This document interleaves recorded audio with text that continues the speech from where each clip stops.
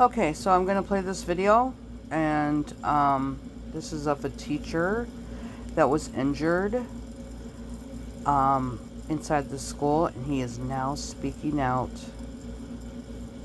Let's get this. A special day on ABC News and WFAA, as throughout the day, we take a look at gun violence in America. And we start with a Uvalde teacher telling for the first time what happened from inside Robb Elementary.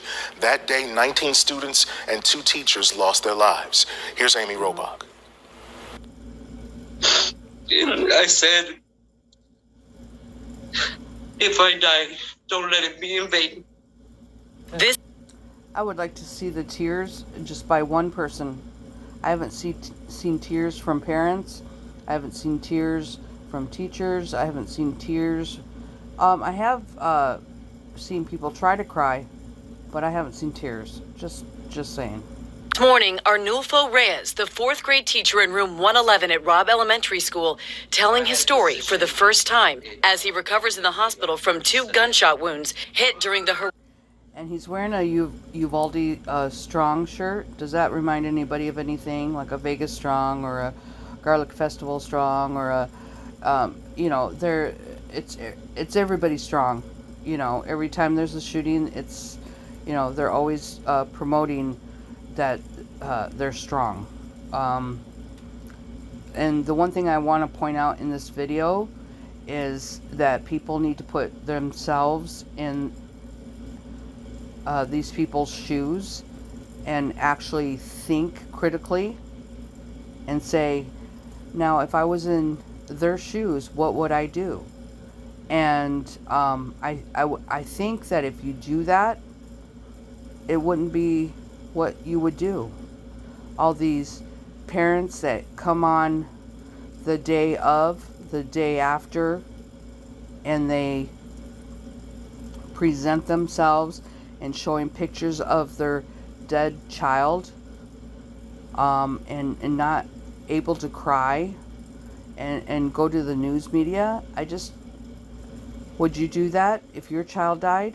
I really want you to all think about that, because I know if my child died, I'd be out of commission for, it could be indefinitely, but I would not be talking to the news media, especially if I saw all the children die in front of me. It wouldn't happen. So I want you to all think about that, please.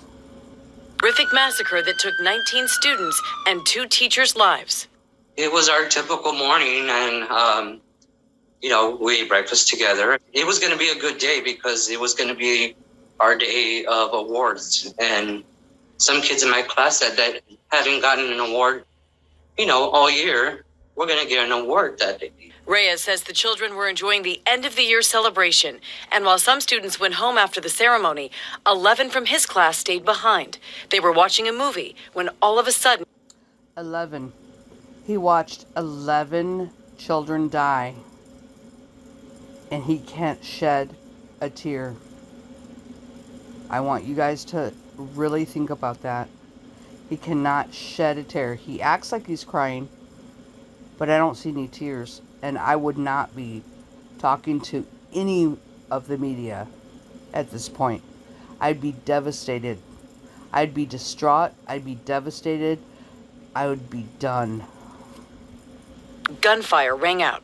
The kids started asking out loud, Mr. Reyes, what is going on? And I said, I don't know what's going on, but let's go ahead and get under the table. Get under the table and act like you're asleep.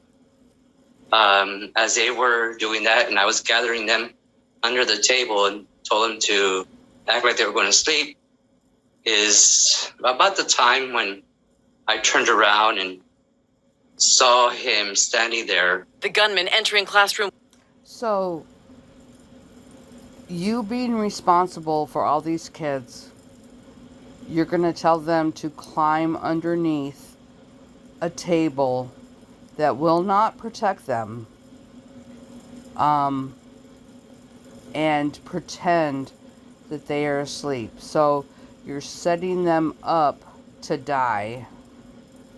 You're not protecting them. You're not calling 911. You're not doing anything but telling them to pretend that they are asleep. Like the shooter wouldn't know that they were pretending when he walked into the classroom, because he hadn't been in there yet, so he knew that they weren't dead because he hadn't shot them. But he's going to tell them to pretend they're asleep. Does that sound correct? Put yourself in that position. 112 at 11:33 a.m., then making his way into 111 through a connecting door, opening fire. Reyes shot twice, a bullet hitting him in the arm and lung, and a separate one striking his back.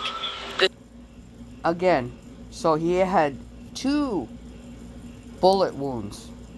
One that went through the arm, through the lung, and then one in the back by an AR-15.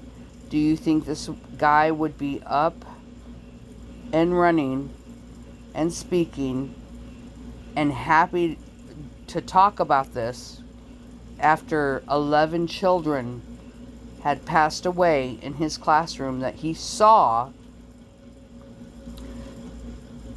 All I'm asking, would this be reality to you? And does this sound correct? 17-year teaching veteran hitting the ground.